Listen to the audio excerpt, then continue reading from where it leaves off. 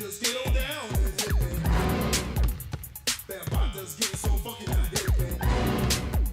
yeah. Just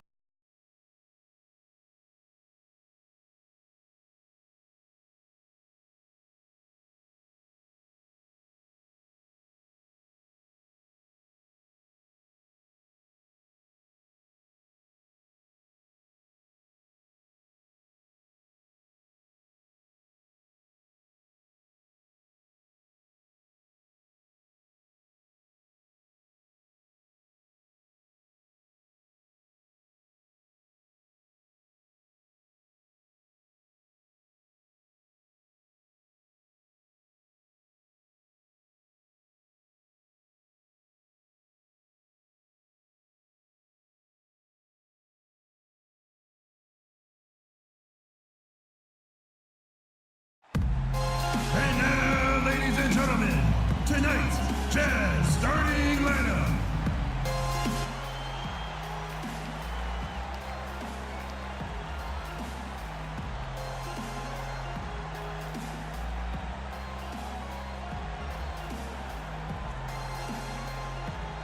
Welcome to 2K Sports for another edition of NBA basketball.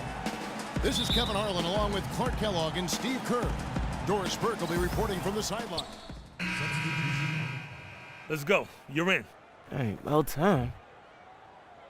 Checked in.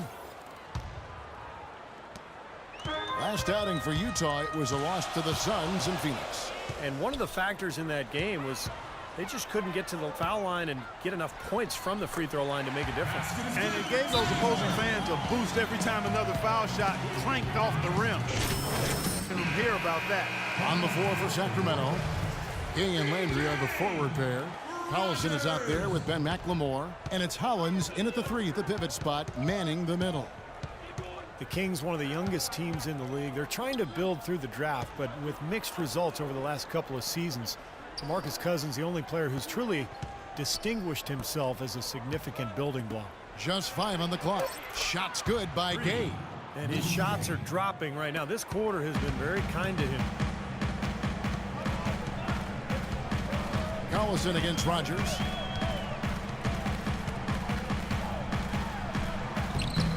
And the rebound goes to Collison. He's always going to have a difficult time finishing when the defense is in his face like that. Now here's McLemore. He's covered closely. And so he draws the foul on the shot. A trip to the line to shoot 2. Carl Landry out of Purdue, 6'9" power forward. Gifted low post scorer and offensive rebounder, but his lack of reach does limit him defensively at times. Catching up on the changes for Sacramento. Caspi, he's checked in for Gay. And Miller's subbed in for Darren Collison. Got a piece of it. Ingles passes to Rogers. Connects from three-point range. Rogers has got himself going there. His first points of the game on the deep ball. And Clark, for Landry, his relatively short-standing reach sometimes leaves him at a disadvantage defensively and on the boards, but he certainly competes. And you can make up for a lack of size with a heart that doesn't give up, and he's got that. I mean, he's tenacious, he's persistent, he's strong, and he's tough-minded. So I don't worry about him being undersized. He can go. How about that? Gets it off right in the face of the big fella. Quick release. And operating on the perimeter like that negates some of the height disadvantage, too. There's the pick. Rogers passes to Evans. Booker misses off the right iron. And you know why he was open there. They didn't commit too much defense to him, and you can see why. He has trouble making that shot. Shot's good by McLemore. That's kind of his strong suit, the ability to find his way through the defense and finish at the rim. 40 seconds left in the first quarter. Tries a 3. It's hauled in by the Kings. They want to keep it rolling here following the win against Dallas. And there's no question what the overriding factor was in that game, Clark. It was the big edge they had on the glass. Well, the level of energy they had in the win, Steve, was what impressed me. I mean, it was lacking on the other side, and it really showed through the rebounding numbers. Guys, that's simply superb. Ball pressure, a run out, and then a dunk in transition. Exactly, Clark, what they wanted. The aggressive defense to lead to. Yeah, points in transition. Yeah, that's why you want to make the other team feel uncomfortable handling the ball, because you can get easy points out of it at the other end. Got a pretty good look at the basket, but defensively they did a nice job rotating, forcing the miss. And the first quarter is in the books. Teams making substitutions here. On the court for Sacramento, they've got Carl Landry. Ben McLemore is out there with Collison. Then there's Ryan Hollins, and it's Williams at the 3 spot. Evans, a screen on Collison. 6 to shoot. Stolen by Landry. It's tipped. McLemore with the ball. Right now averaging 11 points a game. Collison kicks to McLemore. The shot's good. Collison making the play. 6 points for Ben McLemore. And breaking down some numbers here, the hustle stats for Sacramento. Well, I think the defensive aggressiveness on display here has caught him off guard. Playing airtight defense and coming up with the steals. Well, the other thing I like is defensively they're causing turnovers, and that's allowing them to get into transition. Outside Collison. Passes it to Hollins. Back to Collison. Floats one. Evans with some nice D. His touch has disappeared on him this quarter. He just hasn't been able to get it going. Here's Rogers. So he gets the whistle. Contact on the way up, and 2 shots coming up. Well, the Utah Jazz enjoy what has long been considered one of the best home court advantages in the NBA here at Energy Solutions Arena. You combine the altitude with these rowdy fans, tough place to get a road win.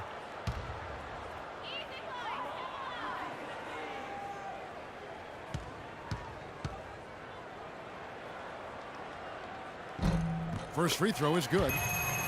Well, you talk about this crowd here in Salt Lake City, the construction, the physical structure here. This arena really puts the crowd right on top of the action. And that really does have an effect, Kevin. Players and refs feel the fans as much as they hear them there. And both free throws good for Rogers. Hitting your free throws is a good way to get back into it. It stops the clock and extends the game. I mean, you want to take advantage of that situation. And they're shooting much better from the line here in the second quarter.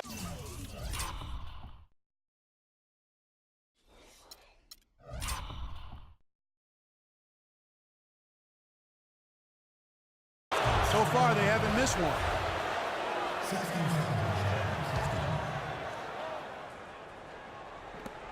We've got 33 seconds left here in the second. And McLemore kicks to Landry. Utah with the rebound.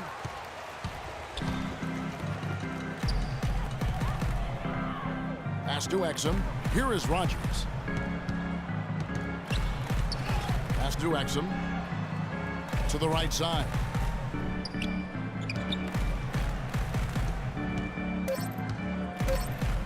One second left. Foul call that time on the way up. That'll give him 2 chances at the free throw line here. And no question, he got bumped on that shot.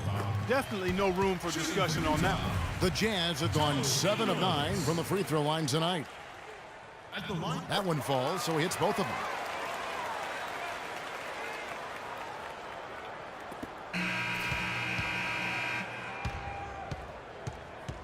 And we've reached halftime. Well, DeMarcus, sir.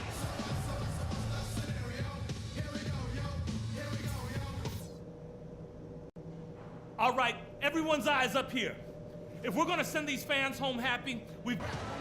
Welcome back, everyone, to the start of the second half. Both teams deciding to change it up. Kings leading now by 17. They've got Trevor Booker. Exum is out there with Hood, and it's Hayward, and it's Ingles in at the 4. That's the 5 on the floor for the Jazz. And the shot is good. And that's now 10 points for DeMarcus Cousins.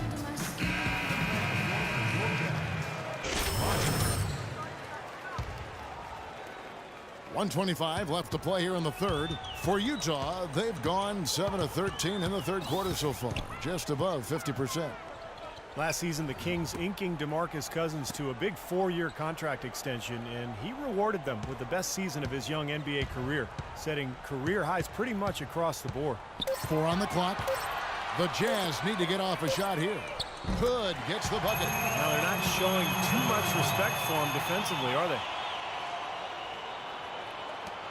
59 seconds left in the third. You know, in the past with Cousins, I think he had tended to fall in love with the perimeter jump shot. And he's got a good one. He can make it. But, you know, when you look at his size and strength, it's hard not to think that he should be taking advantage of that closer to the rim and putting more pressure on defenses as a result. I think last season he did commit to attacking inside the paint, and we saw the results. They were pretty good. And it's Miller penetrating, rejected by Rogers. We've got a 9-second difference between the shot clock and the game clock.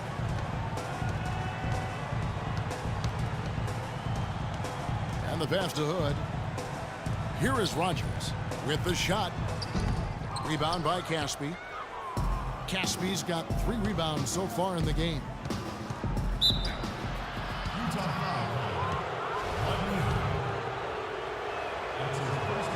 That free throw good for McLemore. The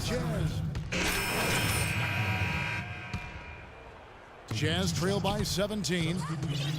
And Steve, it's pretty clear that DeMarcus Cousins has solidified his place as the Kings franchise centerpiece. Yeah, the future's bright. I mean, last season he was a contender for the most improved player in the All-Star game. I mean, if he can continue to produce and help the Kings become a winner, then the accolades will follow. On the court right now for the Kings, Ryan Hollins is out there with Rudy Gay.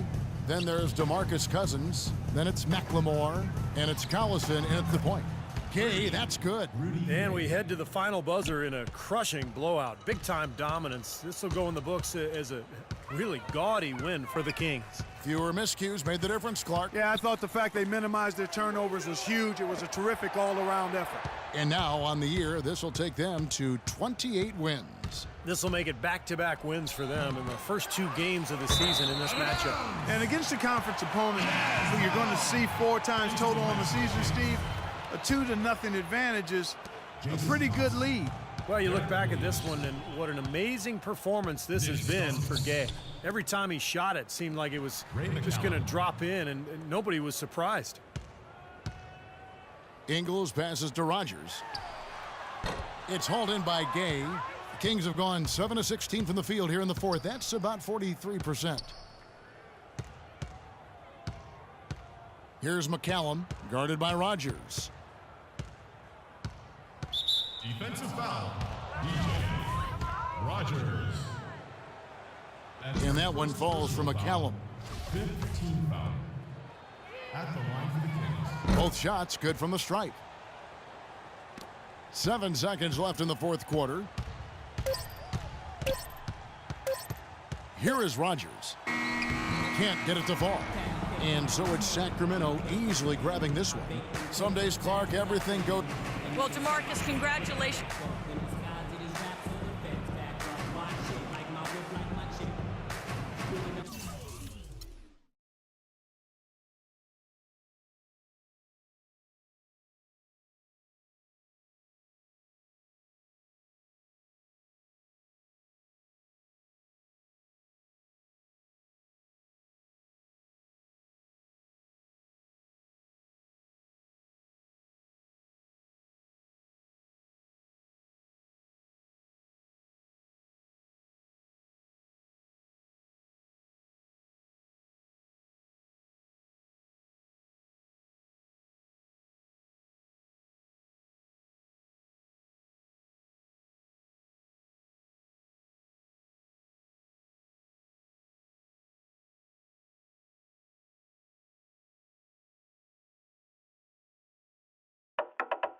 We behaving hard. We behaving hard. Fast one, slow one. We behaving hard. We behaving hard. Here we go, huh? Fast one, slow one. We behaving hard. Yo, when I was young, man, my dad had a house. I catch a contact and talk like Eka Mouse. Go to school, act like I'm pulling out. Kinda funny, cause I used to freak my teachers out. Like, dang, dang, diddy, dang, dang. Sin. So much me go teach you about piece of the one black Johnny and out.